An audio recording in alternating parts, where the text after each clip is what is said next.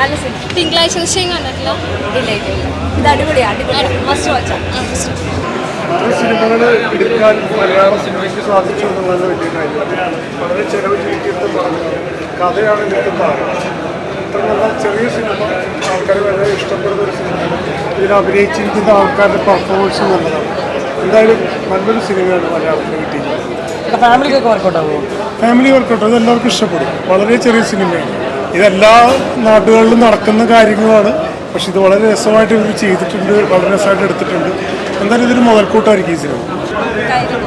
അതിലെ അവതരണമൊക്കെ നന്നായിട്ടായിട്ട് തോന്നിയത്. പിന്നെ സെന്റിമെന്റ് ഒരു ഫിലിം എന്ന് പറയുമ്പോൾ നമ്മൾ അതിൻ്റെ എക്സ്പെക്ടേഷനാണല്ലോ പോകുക. പിന്നെ ആർട്ടിസ്റ്റുകളൊക്കെ കുറച്ചുപേരെ എനിക്ക് പേഴ്സണലി അറിയാം. അപ്പോൾ അതിൻ്റെ ഒരു സന്തോഷം കൂടി ഉണ്ടായിരുന്നു.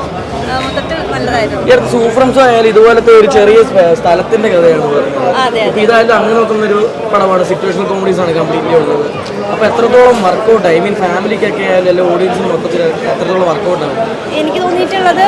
പൊതുവെ നമ്മളിപ്പോൾ ഒരു വടക്ക് ഭാഗത്തുള്ള കഥകളിപ്പോൾ ഈ ഒരു റീസെൻ്റ് ആയിട്ടാണ് മലയാളം ഫിലിം ഇൻഡസ്ട്രിയിൽ വരുന്നത്.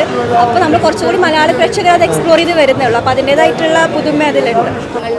റിപ്പീറ്റഡ്ലി വരുന്നുണ്ടായിരുന്നു. അപ്പോൾ പ്രേക്ഷകർ വളരെ നന്നായിട്ട് അത് എൻജോയ് ചെയ്യുന്നുണ്ട് എന്ന് കാണുമ്പോൾ സന്തോഷം വേറെ.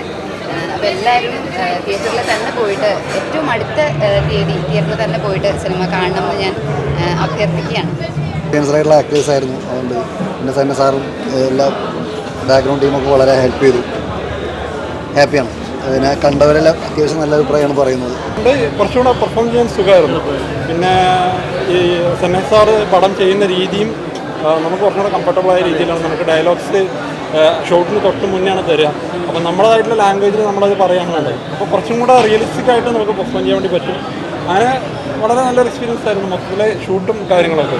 അപ്പോൾ പടം തിയേറ്ററിൽ കണ്ടപ്പോൾ നമ്മുടെ ഒരുപാട് ഹ്യൂമർ പരിപാടികൾ ആഡ് ചെയ്തിട്ടുണ്ടായിരുന്നു. അവിടെ സിറ്റുവേഷണലായിട്ടുള്ള ഫോഴ്സ്ഡ് ആയിട്ടുള്ള പരിപാടികളൊന്നും നമ്മൾ ചെയ്തിട്ടില്ല. അതൊക്കെ തിയേറ്ററിൽ വർക്കാവുന്നുണ്ട്, ആൾക്കാർ ചിരിക്കുന്നുണ്ട്. അത് ഒരുപാട് സന്തോഷം. ചില പീരീഡ് നോക്കുകയാണെങ്കിൽ സൂഫ്രംസ് ആയാലും ഇതുപോലത്തെ ഒരു ചെറിയ സ്പേസിൽ ചെറിയൊരു ഏരിയയാണ് കഥ പറഞ്ഞൊരു പടമാണ്. അപ്പോൾ ഇത് നോക്കുമ്പോൾ അതുപോലെ തന്നെ ചെറിയൊരു ഏരിയയാണ് പറയുന്നത്. അല്ല അത് അവിടുത്തെ കുറച്ച് നിഷ്കളങ്കരായിട്ടുള്ള മനുഷ്യർ, അവരെ പറ്റിയുള്ള കഥയാണ്. അപ്പം നമുക്ക് എത്രത്തോളം അതുപോലെ തന്നെ എടുത്ത് ഇങ്ങനെ ആളുകളിലേക്ക് എത്തിക്കാൻ പറ്റിയപ്പോഴും എങ്ങനെ എത്തിക്കാൻ പറ്റുന്നുള്ളത് ഒന്നാമത്തെ കാര്യം മീഡിയാസ് ആണ് നമ്മളെ ഹെൽപ്പ് ചെയ്യേണ്ടത്. അല്ല ഐ മീൻ കുറച്ചുകൂടെ എന്താ പറയുക മറ്റ് സ്റ്റേറ്റ്സിലേക്കും കാര്യങ്ങളിലേക്കും.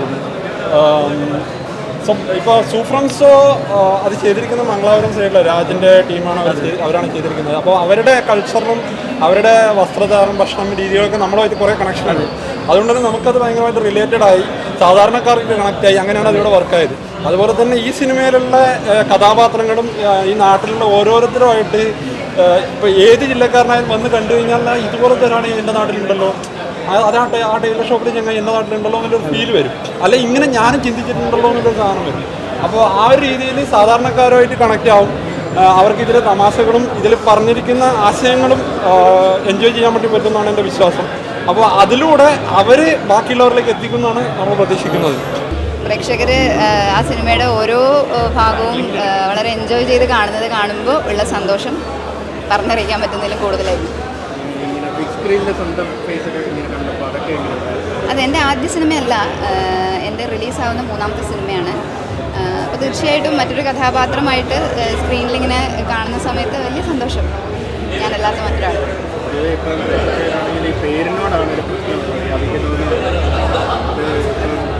അതിനോടെങ്ങനെയാണ് പ്രതികരിക്കുന്നത് ഈ പേര്? അതെ, അതായത് ഒരു ധാർമ്മികമല്ലാത്ത ഒരു കാര്യം എന്നുള്ള നിലയിലാണ് ആ ഒരു വാക്ക് ഉപയോഗിച്ചിരിക്കുന്നത്. പിന്നെ ഇതിൽ അവിഹിതം എന്നോ അല്ലെങ്കിൽ വിഹിതം എന്നോ ഏത് രീതിയിൽ വേണമെന്നുണ്ടെങ്കിലും പ്രേക്ഷകനത് വായിക്കാം. അത് എങ്ങനെയാണ് വായിക്കേണ്ടതെന്നുള്ളത് അവരവരുടെ ഒരു പെർസ്പെക്റ്റീവാണ്. സിനിമയെ ആ തരത്തിൽ പറയാനാണോ ഉദ്ദേശിക്കുന്നത്? അത്തരത്തിൽ അവിഹിതം എന്താണെന്നുള്ളത് അതിനെക്കുറിച്ച് എക്സ്പ്ലെയിൻ ചെയ്യാനാണോ?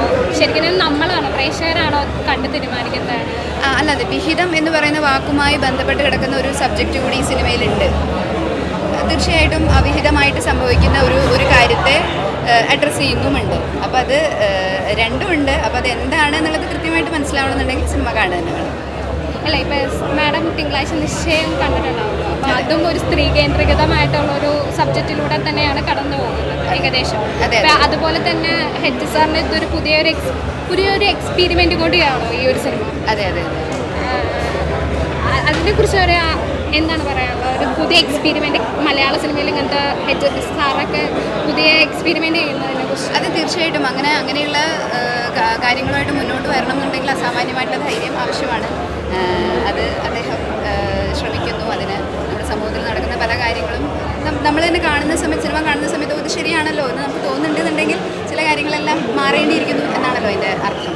അപ്പം അതെന്താണെന്നുള്ളത് അവനവൻ കണ്ടിട്ട് തീരുമാനിക്കണം. നമ്മൾ മറ്റൊരാൾ പറഞ്ഞു കൊടുക്കേണ്ട ആവശ്യമില്ല. ഇതിലെ കോമഡി രംഗങ്ങളും ഒരു നാച്ചുറൽ കോമഡി രംഗങ്ങൾ പോലെ സാറിൻ്റെ സ്റ്റൈൽ അങ്ങനെയാണ്. അതെ അതെ അത് നാച്ചുറൽ സ്റ്റൈൽ. അതെ അതെ. അതായത് നമുക്ക് സ്ക്രിപ്റ്റ് സാർ തന്നിരുന്നില്ല. സീൻ എടുക്കുന്നതിനൊരു 10 മിനിറ്റ് മുമ്പേ അദ്ദേഹത്തിൻ്റെ അസിസ്റ്റൻറ്റ് ഡയറക്ടേഴ്സ് വന്നിട്ട് സീൻ നമുക്ക് പറഞ്ഞു തരികയാണ് ചെയ്യുന്നത്. അപ്പോൾ അതിൽ എഴുതിയിരിക്കുന്ന അതേ രീതിയിലുള്ള ഡയലോഗുകൾ തന്നെ റിപ്പീറ്റ് ചെയ്യണം എന്നുള്ള ആഗ്രഹം അദ്ദേഹത്തിനില്ല. അതിൻ്റെ മൊത്തമായിട്ടുള്ള ഒരു അർത്ഥം ഉൾക്കൊണ്ടുകൊണ്ടിട്ട് നമ്മൾ പെർഫോം ചെയ്യുക എന്നുള്ളതാണ്. അപ്പോൾ അതുകൊണ്ടുകൂടി ആയിരിക്കാം ആ സ്വാഭാവികത ഭയങ്കരമായിട്ട് നമുക്ക് സീനിൽ കാണാൻ സാധിക്കും. ഈ പ്രേക്ഷകരുടെ ഒപ്പം വരുന്ന സിനിമ കണ്ടപ്പോൾ എന്താണ് തോന്നുന്നത്? വലിയ സന്തോഷം. ഓരോ സ്ഥലങ്ങളിലും പ്രേക്ഷകർ കൈയടിക്കുകയും ചിരിക്കുകയും വളരെ ലൈവായിട്ട് അവരത് എൻജോയ് ചെയ്യുകയും കാണുന്ന സമയത്തുള്ള സന്തോഷം വളരെ വലുതാണ്. ഇനി ഏതാണ് പുതിയ വർക്ക് എന്തെങ്കിലും? അതെ, KSFDCയുടെ ഒരു സിനിമ ഞാൻ ഓൾറെഡി കംപ്ലീറ്റ് ചെയ്തു. അത് ഇറങ്ങാൻ വേണ്ടിയിട്ട് വെയിറ്റ് ചെയ്യുന്നു. ഞാൻ ഓൾറെഡി ഒരു 1.5 വർഷം മുമ്പ് ചെയ്ത ഒരു സിനിമ റിലീസ് ആവാനുണ്ട്. അപ്പോൾ അതിൻ്റെ കാര്യങ്ങളൊന്നും വന്നിട്ടില്ല.